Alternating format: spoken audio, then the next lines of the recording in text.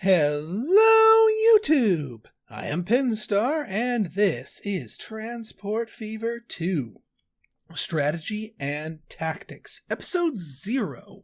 So, I usually like to start my Strategy and Tactics series off with an Episode 0 to sort of show you the setup parameters that I'm doing here in case you want to play alongside at home, as well as explain any sort of self-imposed challenges that I will be, imposing on myself through the playthrough. And I will be imposing some extra challenges on myself. I did that in my original Transport Fever Strategy and Tactics series, and it went over pretty well. If you haven't seen that and you're curious, take a gander at it. I've got a link to it in the description. So, we're going to dive in here to a free game. Now, I've been playing around a little bit to try and think of some good self-imposed challenges. Because yes, the game does have a hard, medium, and easy mode. And yes, we are going to be playing on hard mode, but that by itself is not hard enough. So I've been playing around and I've seen some other patterns here. One of that is that all these three terrain things here, yeah, they're not created equally. They're not created equally at all. If you wanted to look at them elsewhere, think of these as also a hard, medium, and easy. Dry being the hard, temperate being the medium, and tropical being easy mode. I didn't know this when I started my Pinstar Play series, but I digress. Why? Why? There's a couple of very distinct reasons why the different zones here are different difficulties just by themselves. They are much more than just a terrain repainting. If you'll notice here, so we're on tropical. This is what I deem the easiest. All things being different, tropical's always going to have a lot of water. Water makes things easy in the beginning.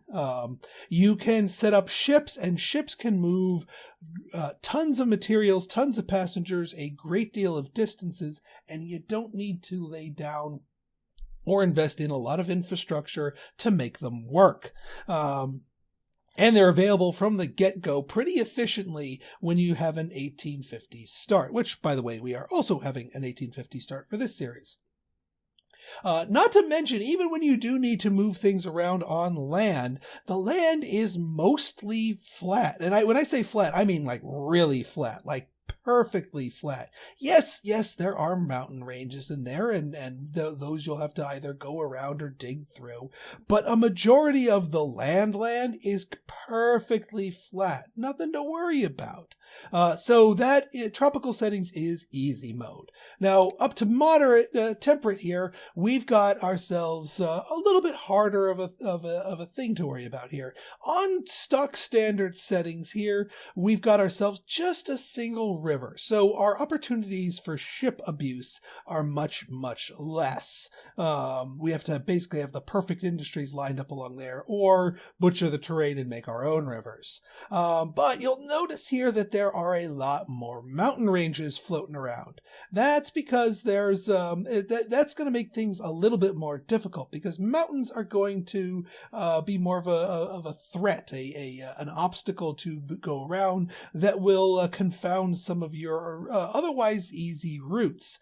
Not to mention, there are some bigger, there are highlands and lowlands in Temperate. See these lighter color areas in the middle? These are a little on the higher side. Or they might be a little on the lower side. I don't remember which is which, but there's terrain that is significantly higher and lower. Not to the point of a mountain, but there's still going to be slopes if you go from the high ground to the low ground and vice versa. So that can hurt the efficiency of your trains and trucks.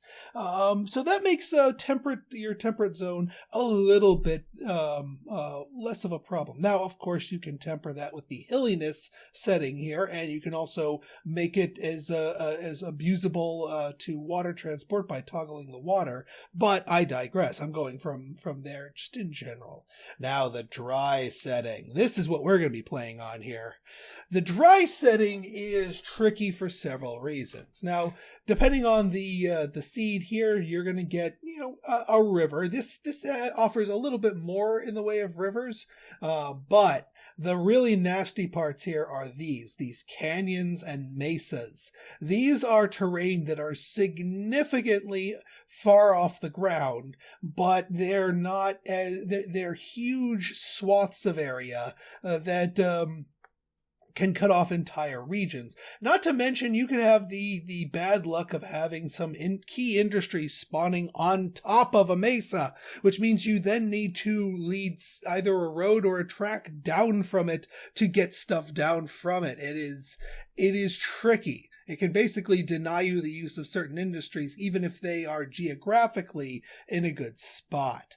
Not to mention, even if you are dodging all of the mesas and the canyons and the ridges and all the nastiness that they provide, the flatlands are no picnic either. See these little snaking green lines? The flat ground, quote unquote, is anything but. It rises and falls and has these little channels and divots and little mini peaks and valleys within it. So even if you are sticking to the flatlands, it ain't flatlands. So dry is the most difficult map type and is going to be the map type du jour for our playthrough here. Now, let's make things even harder here. Let's take away the one thing that I think is quite overpowered. Well, I wouldn't call it overpowered, but we can abuse it and turn the game into easy mode no matter what it is if we're given the chance to use it. And that's water. So we're going to say no water. And what the hey, no forests either. There's still going to be lumber industries, but just no trees. Why not? And I'm going to go with the added restriction of saying no boats at all. So even if I get the money to break out the terrain tool, and I could, in theory, dredge myself out a huge lake and use that for ships, nope, not allowed. Self-imposed rule, no ships.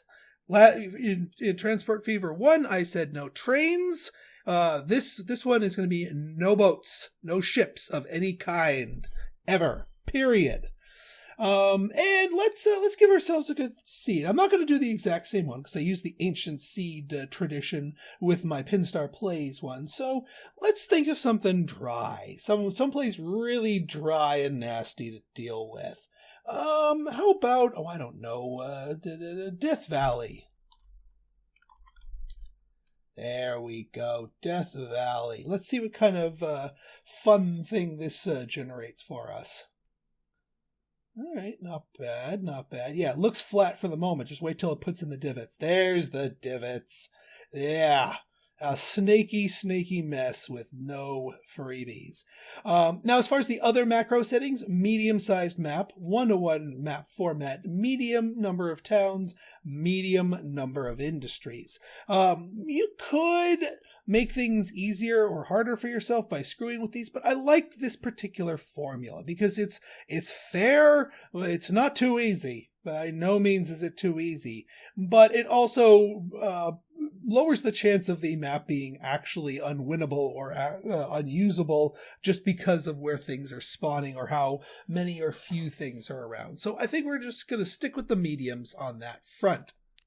As far as the vehicle set, we did USA last time, and yes, I know Death Valley is in the USA, so if I wanted to be geographically accurate, we could go with that. But who wants to be geographically accurate? Let's say we've imported at great expense European engines and motifs into Death Valley. Because that's an economically sound thing to do. Yeah. Starting 1850s, which I would say is probably the hardest start year to start in, and of course on the hard difficulty setting. So let's dive in, see what we've got, and then in our next episode we will we'll see where we can go from there. Okay, so let's take a look at the map that has generated for us. We only knew the rough location of the towns and the industries that served them, and maybe we can come up with a little bit of a formula, a little bit of a plan of attack before we start our episode here. So usually my MO. At least that I have in mind here, is to look for some of the larger towns to start with, and one with some good lines for industry.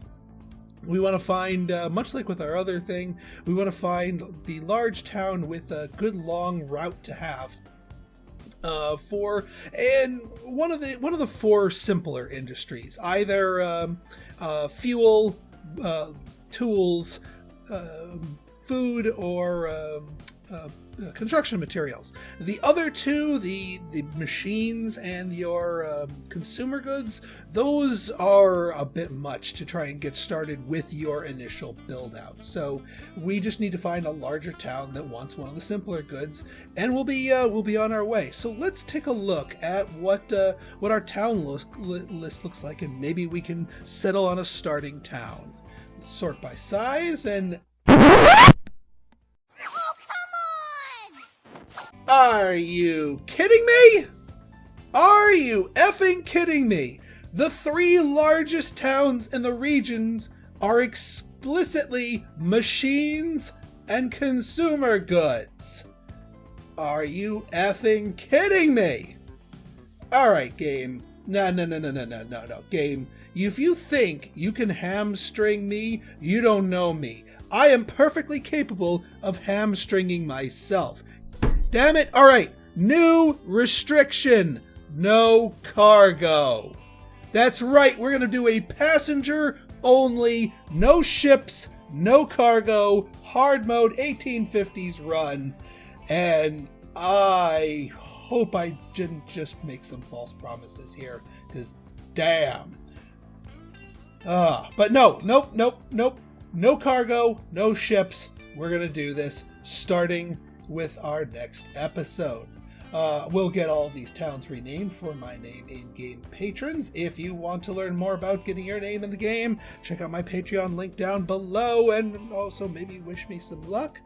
So if you guys like this episode and you want to see more like it, you want to see if I can actually tackle this beast of a challenge, or if I just crash and burn horribly, stay tuned for more. Hit that like button, hit that subscribe button, hit that bell to make sure the notifications actually reach you, and leave me a comment, good, bad, or indifferent. Your feedback is always welcome. So until next time, this has been Pinstar signing out. See ya!